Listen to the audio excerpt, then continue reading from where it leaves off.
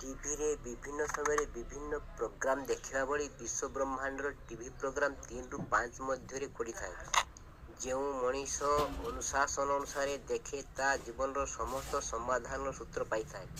ବିଶ୍ୱ ବ୍ରହ୍ମାଣ୍ଡରୁ ଯେଉଁ ଶକ୍ତି ପ୍ରଭାବ ପୃଥିବୀ ଉପରେ ପଡ଼େ ତାହା କିପରି ଜୀବଜଗତ ପାଇଁ ମଙ୍ଗଳଦାୟକ ତାହା ଆପଣମାନଙ୍କୁ ବୁଝାଇବାକୁ ଯାଉଛି।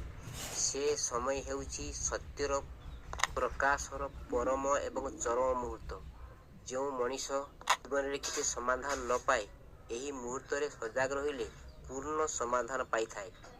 କ୍ଷୁଦ୍ର ସତ୍ତା ଏବଂ ବୃହତ୍ ସତ୍ତାର ମିଳନ ରସ ଏହି ସମୟରେ ଉପଭୋଗ ହୋଇଥାଏ।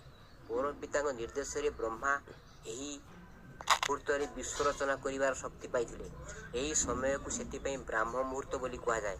ପରମ ପିତାଙ୍କ ସହ ଜୀବସତ୍ତାର ଏହି ମୁହୂର୍ତ୍ତ ମିଳନ ସମୟ ଅଟେ। ଆମେ ଯଦି ତାଙ୍କ କାର୍ଯ୍ୟ ସମାପନ କରିବାକୁ ଦେଉ ଆମର ଅସ୍ତିତ୍ୱ ତାଙ୍କ ଶକ୍ତିରେ ପୂର୍ଣ୍ଣ ହୋଇଯାଇଥାଏ। ଯେପରି ସୂର୍ଯ୍ୟ ଉଦୟରେ ପଦ୍ମ, ଚନ୍ଦ୍ର ଉଦୟରେ ସମୁଦ୍ର ମିଳନ ଘଟିଥାଏ। ଜୀବନର ଚରମ ସମାଧାନ ମଣିଷ ଜାଣିପାରିଥାଏ। ବ୍ରାହ୍ମ ମୁହୂର୍ତ୍ତ ହେଉଛି ଇଷ୍ଟଙ୍କ ମୁହୂର୍ତ୍ତ, କାରଣ ସମସ୍ତ ସଦ୍‌ଗୁରୁ କହିଥିବା କଥା ଏହି ମୁହୂର୍ତ୍ତ ସହିତ ମେଳ ଥାଏ।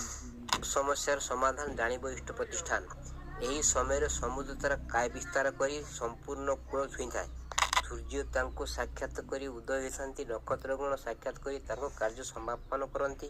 ଏହି ସମୟରେ ବିହଙ୍ଗ ମଣ୍ଡଳ କଳରବରେ ତାଙ୍କ ସ୍ତୁତିଗାନ କରନ୍ତି। ଏହି ସମୟରେ ମଠ, ମସଜିଦ, ଗିର୍ଜାଘରମାନଙ୍କରେ ଶଙ୍ଖ ଘଣ୍ଟା ଧ୍ୱନି ତାଙ୍କ ଆଗମନୀକି ସ୍ୱାଗତ କରିଥାଏ। ମନେହୁଏ ଦେବତାମାନେ ଏହି ସମୟରେ ଅମୃତ ପାନ କରି ଅମର ହୋଇଥିଲେ। ପୃଥିବୀ ସ୍ୱର୍ଗୀୟ ବାତାବରଣରେ ପୂରିଯାଏ। ଏହି ସମୟରେ ସଜାଗ ରହି ଜୀବନ କୃତାର୍ଥ କରିବା ଏକ ସାଧନା ଅଟେ।